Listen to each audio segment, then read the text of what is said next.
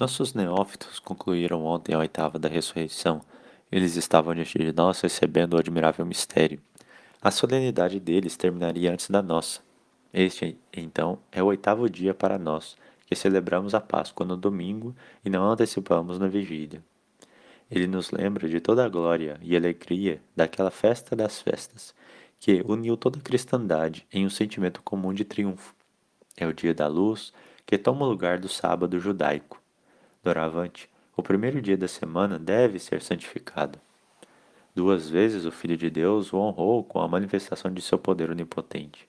A Páscoa, portanto, deve ser sempre celebrada no domingo, e assim cada domingo torna-se uma espécie de festa pascal, como já explicamos no mistério da Páscoa. Nosso Jesus ressuscitado deu mais uma prova de que desejava que o domingo fosse, doravante, o dia privilegiado. Ele reservou a segunda visita que pretendia fazer a todos os seus discípulos no oitavo dia de sua ressurreição. Durante os dias anteriores, ele deixou Tomé uma deixa para duvidar. Mas hoje ele se mostra a este apóstolo, bem como aos outros, e o obriga por diversas provas irresistíveis a deixar de lado sua incredulidade. Assim, nosso Salvador volta a honrar o domingo.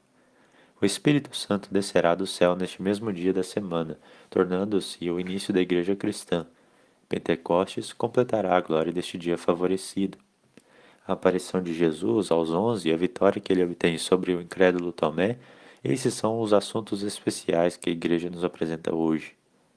Por esta aparição, que é a sétima desde sua ressurreição, Nosso Senhor conquista a fé perfeita de seus discípulos.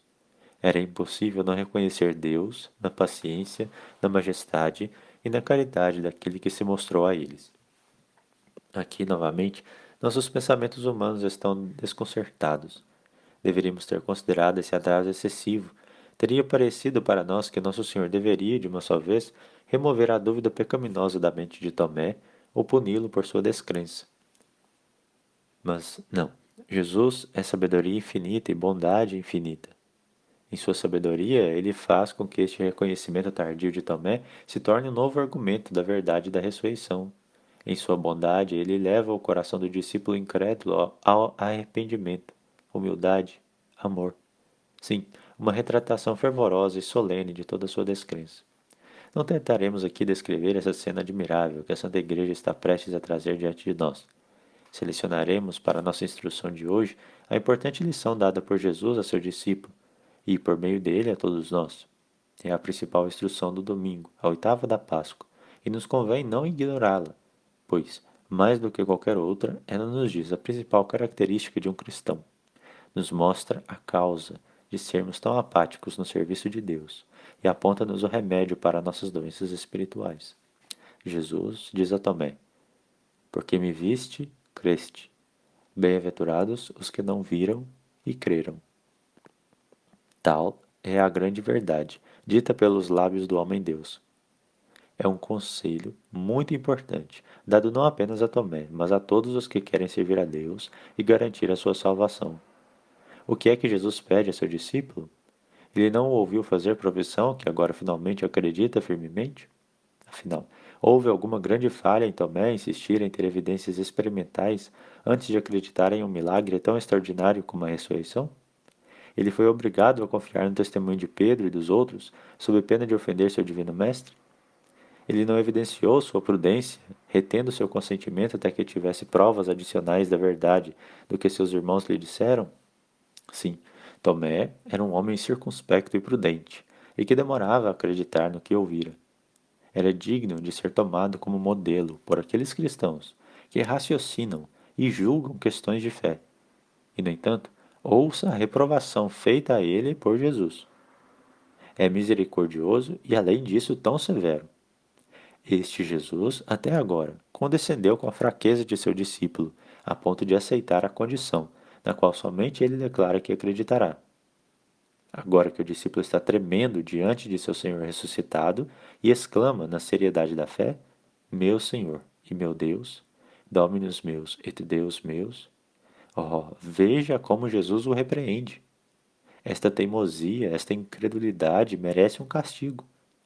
O castigo é que lhe digam estas palavras: Tomé, creste porque viste. Então Tomé estava obrigado a acreditar antes de ter visto? Sim, sem dúvida. Não apenas Tomé, mas todos os apóstolos tinham o dever de crer na ressurreição de Jesus, mesmo antes que ele se mostrasse a eles. Eles não viveram 3 anos com ele? Não viram provar ser o Messias e Filho de Deus pelos mais inegáveis milagres? Se ele não tivesse predito que ressuscitaria no terceiro dia? Quantas humilhações e crueldade de sua paixão não lhes havia dito pouco antes? Que seria capturado pelos judeus em Jerusalém, entregue aos gentios, que deveria ser cuspido, açoitado, morto? Depois de tudo isso, eles deveriam ter acreditado em sua ressurreição triunfante, no primeiro momento em que souberam que seu corpo havia desaparecido. Assim que João entrou no sepulcro e viu o lençol vazio, ele imediatamente deixou de duvidar e acreditou. Mas, raramente, o homem é tão honesto assim. Ele hesita e Deus deve fazer avanços ainda mais se quiser que demos nossa fé. Jesus condescendeu até mesmo com isso. Ele fez mais avanços. Ele se mostrou a Madalena e às suas companheiras que não estavam incrédulas, mas apenas levadas pelo sentimento natural, embora o sentimento fosse de amor por seu mestre. Quando os apóstolos ouviram seu relato do que havia acontecido, foram tratadas como mulheres, cuja imaginação levou a melhor sobre esse julgamento. Jesus tinha que vir em pessoa. Ele se mostrou a esses homens obstinados, cujo orgulho os fez esquecer tudo o que ele havia dito e feito, e que deveria ter sido suficiente para fazê-los crer em sua ressurreição. Sim, era orgulho, pois a fé não tem outro obstáculo senão este. Se o homem fosse humilde, teria fé suficiente para mover montanhas.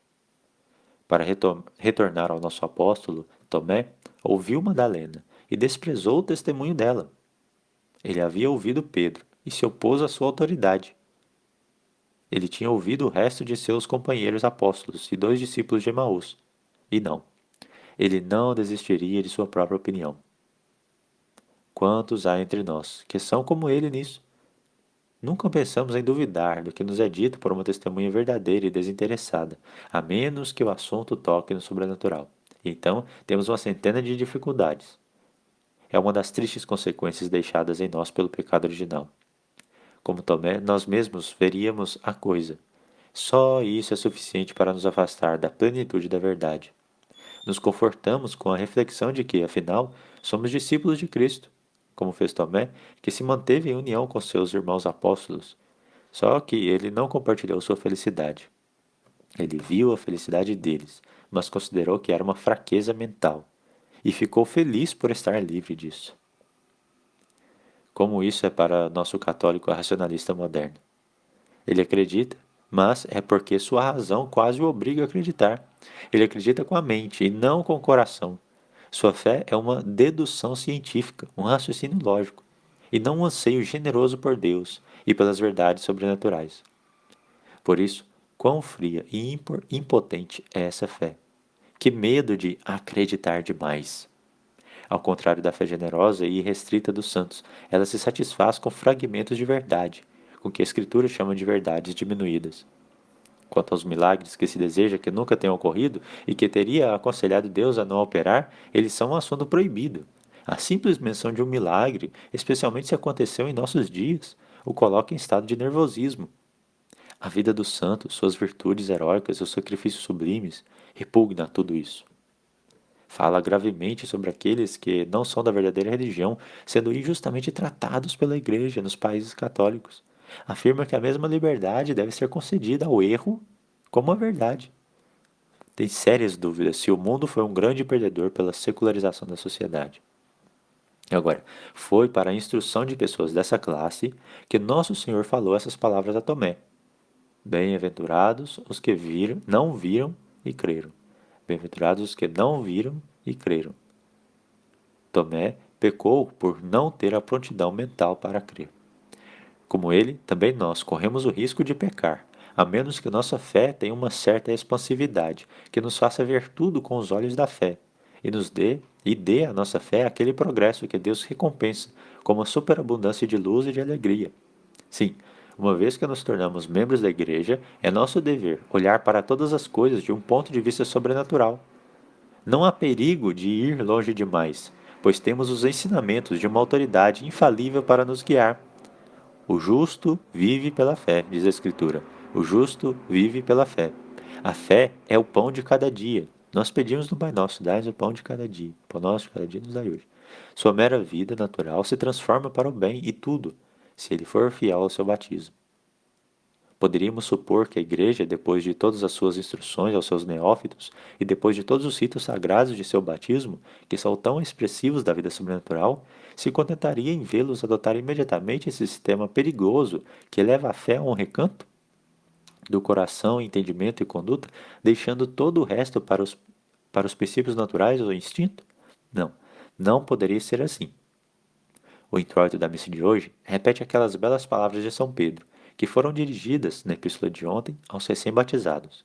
Eles são como bebês recém-nascidos, adoráveis em sua doce simplicidade e ansiosos para beber dos seios de sua querida mãe a Igreja, o leite espiritual da fé. Aquela fé que os tornará fortes e leais. Quasimodo infantes, como bebês renascidos, aleluia, desejem o leite racional sem dolo, aleluia, aleluia, aleluia. Já dissemos o suficiente sobre a incredulidade de São Tomé. Vamos agora admirar a sua fé. Sua falta de fé nos ensinou a examinar e condenar a nossa própria falta. Aprendamos com seu arrependimento como nos tornarmos verdadeiros crentes. Nosso Senhor, que o escolheu como um dos pilares da sua igreja, foi obrigado a tratá-lo como familiaridade excepcional. Tomé se vale da permissão de Jesus. Mete o dedo na chaga sagrada e logo vê a pecaminosidade de sua incredulidade passada. Ele faria expiação por um ato solene de fé pelo pecado que cometeu ao se orgulhar de ser mais sábio e discreto.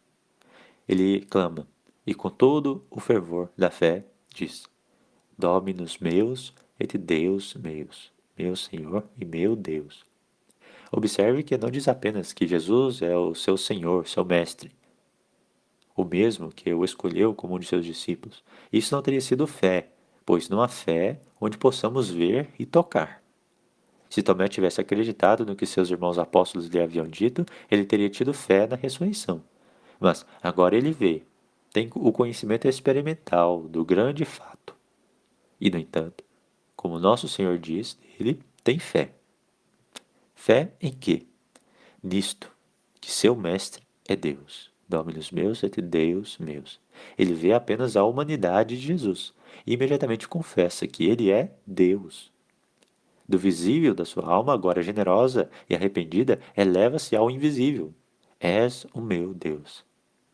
Agora, ó Tomé, tu estás cheio de fé. A igreja propõe-te a nós, na tua festa, como exemplo de fé. A confissão que fizeste neste dia é digna de ser comparada à que Pedro fez quando disse: Tu és o Cristo, o Filho do Deus vivo. Por esta profissão, que nem carne nem sangue lhe haviam revelado, Pedro mereceu ser feito a rocha sobre a qual Cristo edificaria sua igreja. A tua fez mais do que compensar a tua descrença anterior. Deu-te, por enquanto, uma superioridade sobre o resto dos apóstolos, que, pelo menos até agora, estavam mais ocupados com a glória visível do que com a divindade invisível do seu Senhor ressuscitado.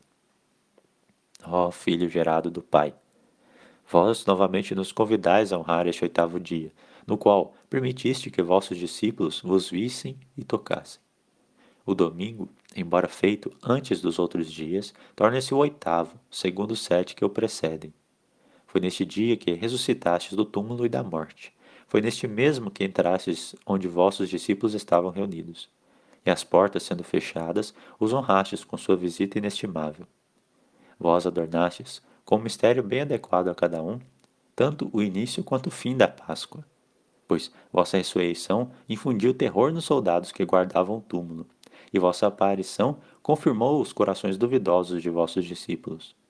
Nós, portanto, que possuímos o conhecimento de todos esses mistérios, rogamo-vos que concedais que a fé pela qual cremos possa apresentar-nos diante de vós, depois dessa vida, livres do pecado. Que nem a preguiça engedre, nem a indiscrição fomente qualquer dúvida ou erro a esse respeito. Preservai em vosso santo nome aqueles que remiste com vosso precioso sangue. Que nossas almas vos contemplem e ousem entrar em nossos corações. Ó vós, que neste dia apareceste no meio de vossos discípulos, e os saudastes com a paz. Ficai sempre conosco. Vós soprastes sobre eles o Espírito da vida. Concedei-nos a consolação, vosso mesmo Santo Espírito.